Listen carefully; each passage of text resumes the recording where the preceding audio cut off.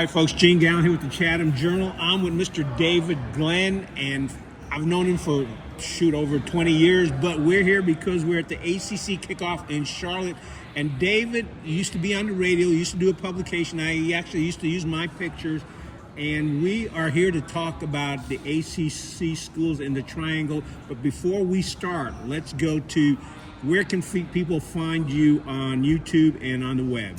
Yeah, thanks for asking, Gene. It's great to see you in person. You and I go way back, and I've always admired your work, photography and otherwise. The best place to find us nowadays is ncsportsnetwork.com. We created something called the North Carolina Sports Network last summer, 2023. So we just had our 1-year anniversary, and we have, even in this crazy media environment, we have a lot of good news. YouTube told us it's really hard to get to 10,000 subscribers, and in about 3 months, we got to 10,000 subscribers, and we're at 13,000 now. But the starting point for everything is that website I mentioned, NC for North Carolina, ncsportsnetwork.com. If you click watch, it takes you to the YouTube channel. If you click listen, it takes you to our podcast, The David Glenn Show. And if you click read, it takes you to my articles. So we try to keep it real simple there at ncsportsnetwork.com. And the reminder is if somebody's watching you on YouTube and like your content, all they have to do is hit subscribe. Click subscribe, and remember, it's free. A lot of people see the word subscribe and assume that somebody's going to ask for money. On YouTube, you can both follow, kind of like on social media, anybody, but our North Carolina Sports Network is our main name. And then our social, I have at David Glenn Show on social media. Our North Carolina Sports Network handle is at the NC Sports Net. So it's a little different, but if you just remember North Carolina Sports Network, that'll pop up on YouTube, that'll pop up on podcasts, wherever you find your podcasts.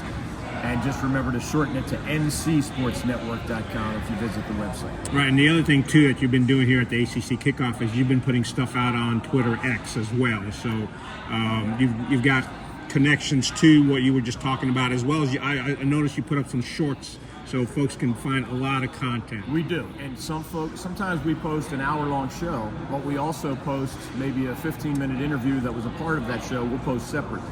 Or if I have an opinion that's only 2 minutes long, we'll post that 2 minutes separately. And the shorts are even shorter, hence the name Shorts. So my business partner, Mike Waddell, is really good with graphics and editing video and presenting the best of our content in as many ways possible. I'm technically the VP of content, but that means I'm the one talking, I'm the one speaking, I'm the one interviewing people, I'm the one writing, and my team is the one kind of splicing it up and presenting it for the world to see, so to speak.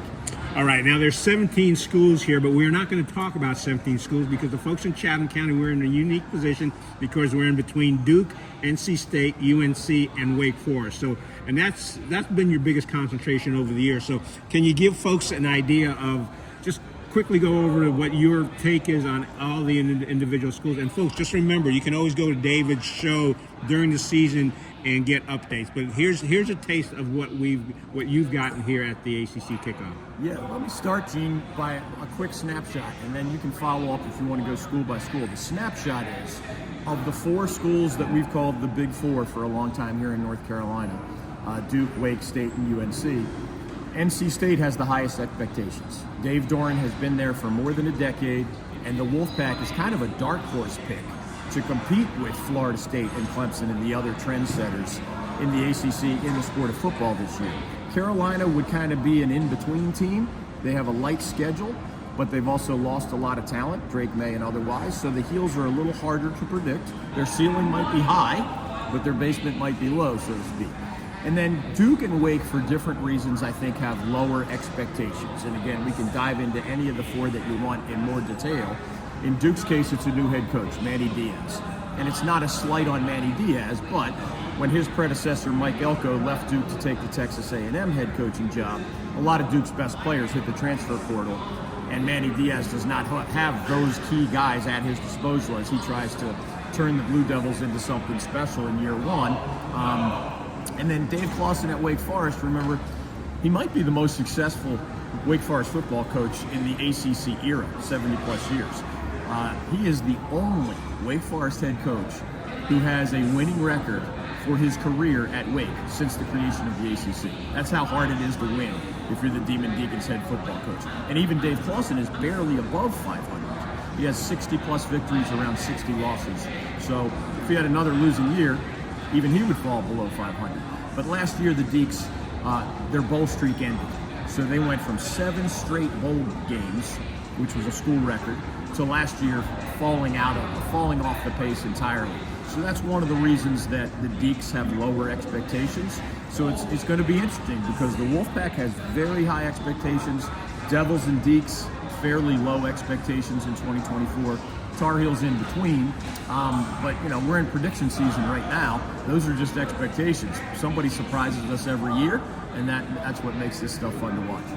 All right, let's go to Manny Diaz. You asked a question yesterday in the press conference concerning the strength and conditioning coach. Why was that an important question for you to ask? When Manny Diaz was the head coach of the Miami Hurricanes, he raved about a man named David Fely, who was running his strength and conditioning program. Now, of course, Manny ended up getting fired at Miami. But lo and behold, fast forward a couple years, when Manny Diaz is contemplating the Duke job as the head coach, Manny was very successful as the defensive coordinator at Penn State, which is why he was back on the radar as a potential head coaching candidate when Mike Elko left Duke. He actually called David Fely to ask about the Duke job. Why? Because Mike Elko had hired David Fely and raved about him. When I interviewed Mike Elko over the last couple of years, he said one of the keys, wasn't the only key, but on Mike Elko's short list for why the Blue Devils were far better than they usually are in football under Mike Elko, he said, my guy David Fely was just named the National Strength and Conditioning Coach of the Year for the country. And so it's just funny how the world works sometimes, just like you and I seeing each other 30 years later. The guy that Manny Diaz raved about because he worked for him at Miami was already at Duke. And I think part of Manny's answer when I asked that question was, I hired David Fely even before Duke asked me to become the Blue Devils head coach. He said he was such a priority that I had not accepted the Duke job, but I had already called David Fely and said, would you stay at Duke? What do you think of these players? What do you think of the culture there? What am I, Manny Diaz, stepping into if I take this Duke job, which is a hard job historically? And it's just funny how I knew how Manny felt about David Fely, and I was glad to ask him that question, and you can tell he was glad to receive that question because a lot of these coaches, of course, X's and O's matter, of course, talent matters, of course, coaching matters, but in the sport of football, among others, your strength and conditioning program is essentially the skeleton, the framework for everything else you're trying to accomplish.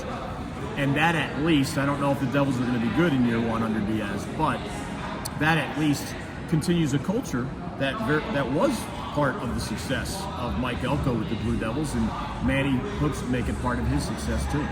Let's stick with strength and conditioning and move it to NC State because you got Coach Burnett there that's been there for a while, played on the team, played with Phillip Rivers, and he's doing amazing things.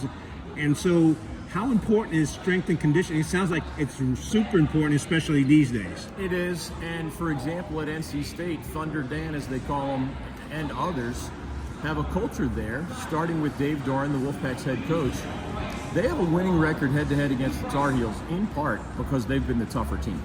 Now, we all like quarterbacks and wide receivers and running backs and fun plays, but it's still fundamentally a beat up the guy in front of you sport. I mean, you got to be smarter than that other guy, but you also have to be tougher. A lot of times it's 300 pounds against 300 pounds, 250 pounds against 250 pounds.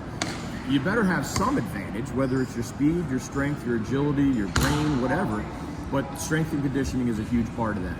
And in the league, somebody brought up a stat that the ACC had more close games than any major conference in America last year. Well, it doesn't take a rocket science to put together that if most games are close in the fourth quarter, the better conditioned team has an advantage. Not the only thing that matters, but it's one of the things that matters. And especially when it comes to the line of scrimmage at NC State, they have just been better than the Tar Heels. The Heels have often had more skill. The Wolfpack has often had more strength and toughness. And sometimes the Tar Heels' skill has won with great quarterback play or other things. But more often, the tougher team, the stronger team in the trenches has won. And I know Dave Doran loves to just brag about that culture, not only beating the Tar Heels, of course, but just that hand in the dirt, tough guy mentality. No matter how many different twists and turns offensive football has taken in our 30-plus years following it, it's fun to see the variations and the air raid and the passing numbers have gone through the roof. But fundamentally, it's still a sport. You got to be tough and you got to be strong. And everybody's trying to make their strength and conditioning program part of their foundation. David Fely at Duke and Thunder Dan and others at NC State have been among the success stories in the ACC. As in my imagination, that also helps to lower the impact on injuries, and also helps them when they're being considered for the NFL draft. Yeah, for sure. No doubt about it. The better conditioned you are, and of course these are young men, so they're going to be quicker healers than you and I would be at this stage of life.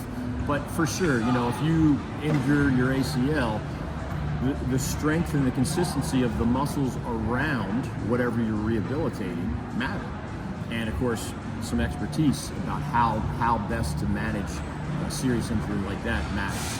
This is a sport where these coaches have been arguing about there's a new roster cap coming in college football. And one of the reasons they've been arguing for a higher number, they've always had, in my lifetime, 85 scholarships, but you've also had 20, 30, or 40 walk-ons. So that in a disaster scenario where you look down and there's like 15 guys on your medical team's report that aren't allowed to play that day, they worry about the depth. So I think that number has settled maybe on 105. I think that's the last number I saw.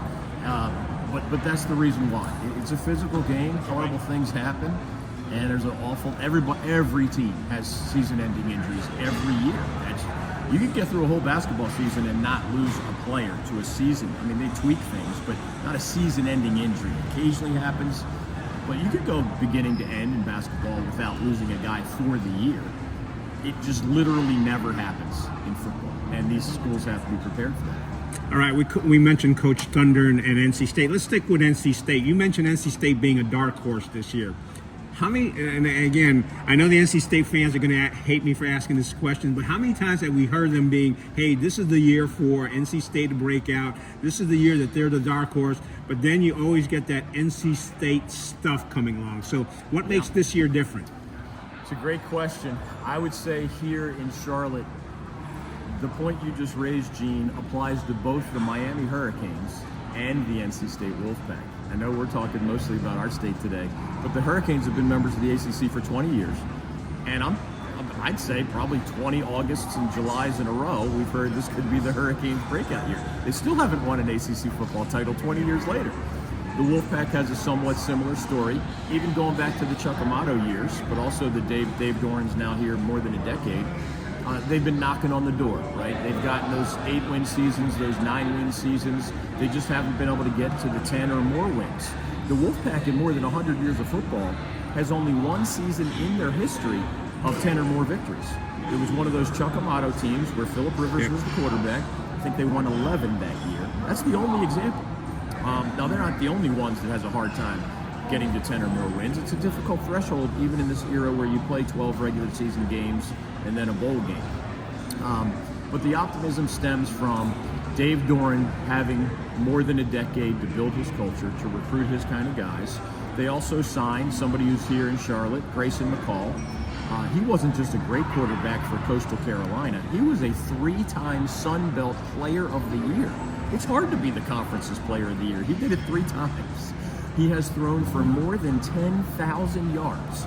So we've all seen Wolfpack teams under Dave Doran where, for example, Brennan Armstrong wasn't the full answer at quarterback. A lot of other things went right, but they didn't get great quarterback play. So the theory is, if what Dave Doran usually does well, which is good offensive line, good defensive line, well-coached teams, good execution, smart football players, if those things stay the same, and you bring in a 3-time conference player of the year at the most important position on the field, the theory is that could help push the Wolfpack over the top. But that's not the only thing. There was an all-ACC running back at Duke last year, Jordan Waters. He's now playing for the NC State Wolfpack. So in that triangle you mentioned, he just traveled 30 minutes down the road. He lined up for the Blue Devils for Mike Elko last year, all ACC. He's going to be the starting running back for NC State. So you have It's one thing to expect a high school recruit to be good. It's another thing to expect a major college transfer to be good. It's less of a leap of faith, right? I mean, the guy's still going from the Sun Belt to the ACC, Grayson McCall. But in Jordan Waters' case, he's staying within the ACC. We don't have to wonder if he's good. We know he's good. And even the best high school recruits, you think they're good. You're not sure they're good until they show it against this level of competition. The Wolfpack, there are other transfers. We've got the UConn tight end, who's one of the best pass-catching tight ends in all of college football. And Davin Van is back on the defensive front. If Peyton Wilson magically had one extra year of eligibility, the Wolfpack would be an easy pick for the top tier in the ACC. He, of course, is now in the NFL, but a lot of other really quality pieces are back at NC State. Yesterday, Dave Clawson and Wake Forest was here, and Dave, one of the things he said about the new schedule for this year, he appreciated that he's going to be playing a lot of in-state rivals, and he also mentioned the fact that, as you said, they're having to rebuild from last year, but they have one of the oldest teams in the ACC. You got some fifth-year and sixth-year players. So what's your overall view as to what's going to happen with Wake Forest this year? I don't love their talent overall. I love their coaching staff. I think Dave Clawson is as good as it gets as a college head football coach. I mean, that guy got a job at Fordham and won there. He got the job at Richmond and he won there. He got the job at Bowling Green and he won there. And in most circumstances, he was inheriting something horrible and turned it into something good and then moved on to his next job. Wake, obviously, roughly a decade ago, was the next challenge he took. He lost his 2 first years because he didn't have enough talent. And then he went to 7 straight bowl games. That's who Dave Clawson is. Last year was that rare step backward, all the way to 4-8. And I don't think the Demon Deacons, as a small private university, I don't think they're winning the portal game. And what I mean by that is, number one, they have higher academic standards. I would be willing to bet, Dave Clawson, I didn't ask him specifically about this, but Wake's admissions department is going to be a little trickier. Just because you like a transfer's talent doesn't mean Wake's admissions department likes the transfer's transcript, right? So that's a hurdle.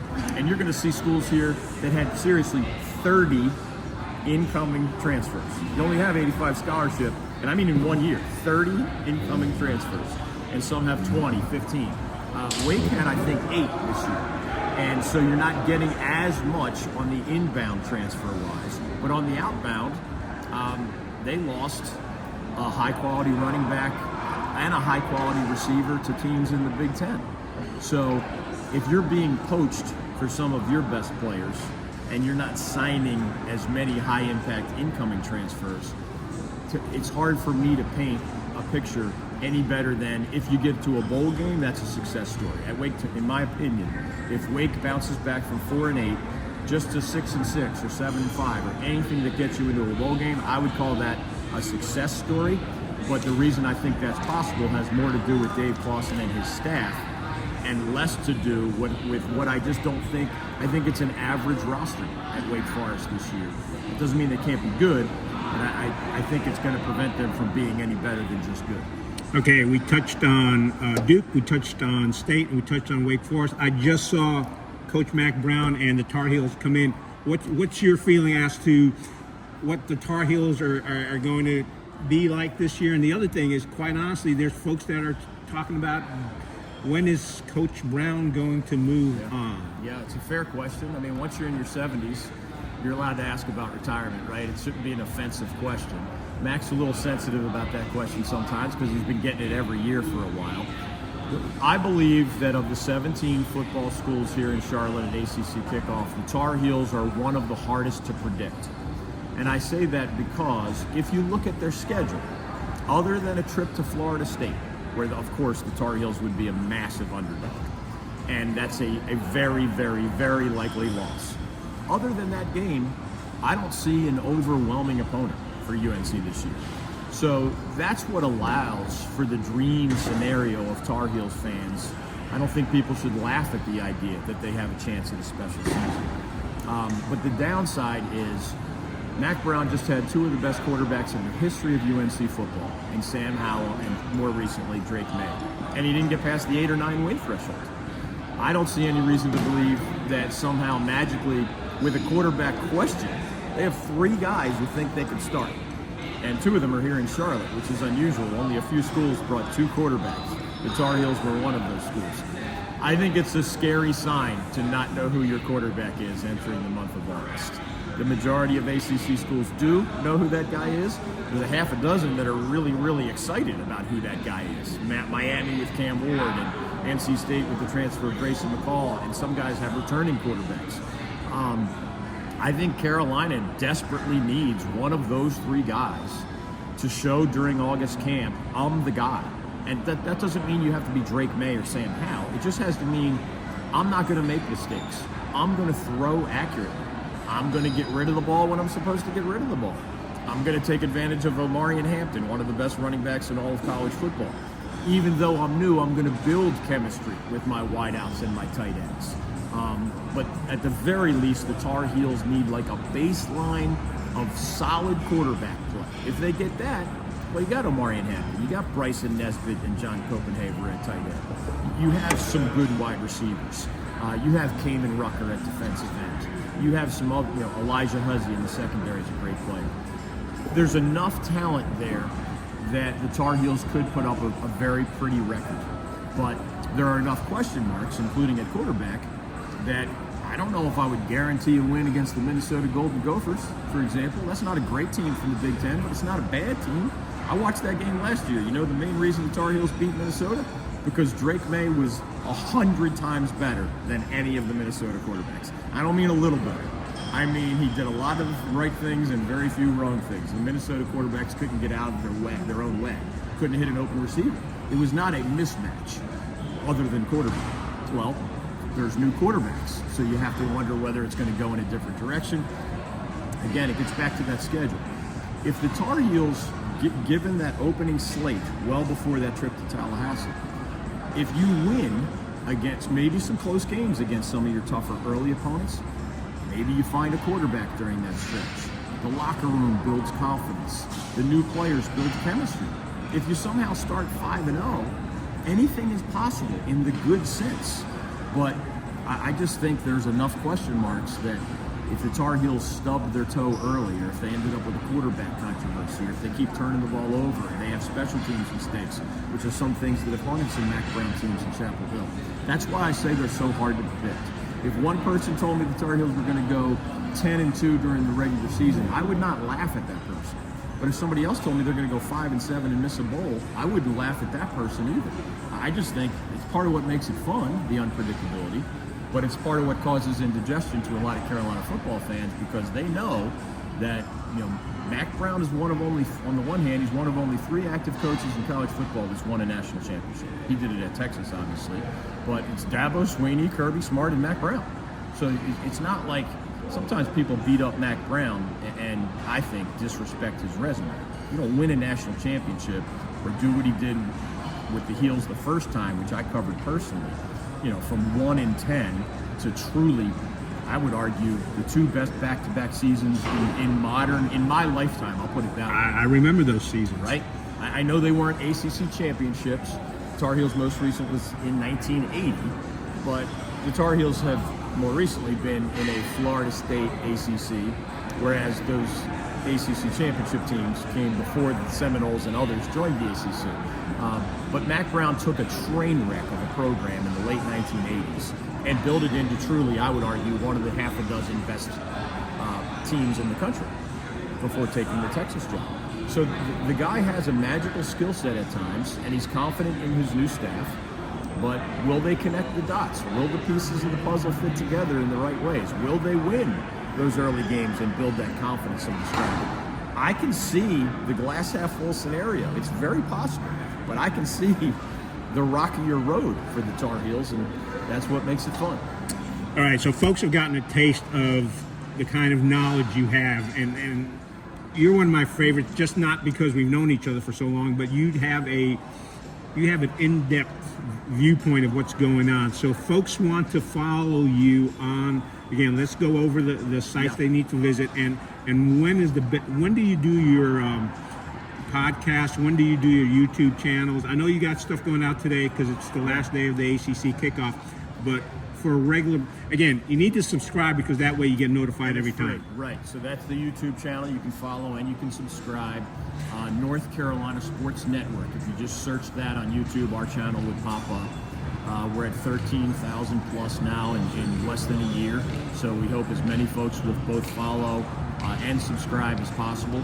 But if you need to remember only one thing, the website does have links to everything else we do. So ncsportsnetwork.com. If you click watch, it takes you to the YouTube channel. Click listen, it takes you to our podcast. And there's 10 different places you can get our podcast. Search David Glenn Show or search North Carolina Sports Network. And you click read. I write articles almost every day. Sometimes it's a staff member who does it. But yeah, I appreciate your observations there. I try to answer the other question. We don't post a show every day.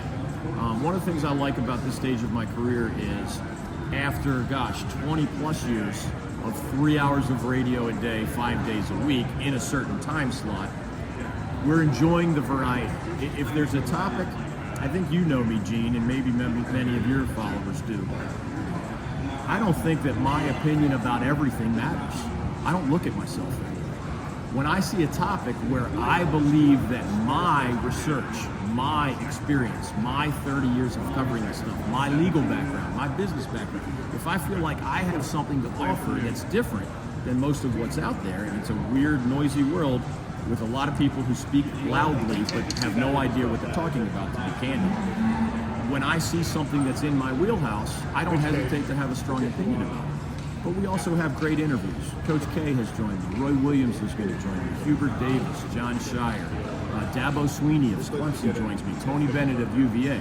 So with the North Carolina Sports Network, and you can imagine whether it's the Panthers, the Hornets, the Hurricanes at the pro level, or all of our colleges and universities, not just the Big Four, they give us their coaches and players pretty much any time I ask.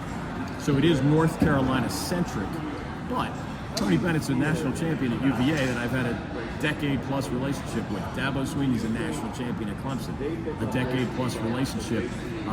They know that I'm the guy that created a long time ago the ACC Sports Journal and ACCSports.com. So I'm the ACC guy. I'm the state of North Carolina guy.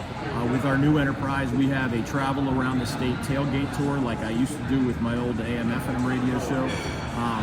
But the starting point for all of that, again, is the website, ncsportsnetwork.com. And we're on social media at my personal address, at David Glenn Show, 2 N's in Glenn, at David Glenn Show.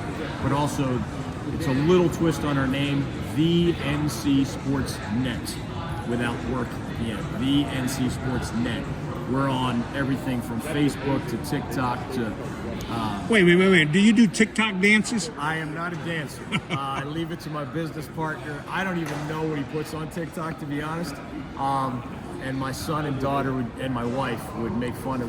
I'm not opposed to embarrassing myself, Dean. So if my partner said talking about sports while occasionally singing and dancing worked on TikTok, I would consider it. I just don't think that's my skill set.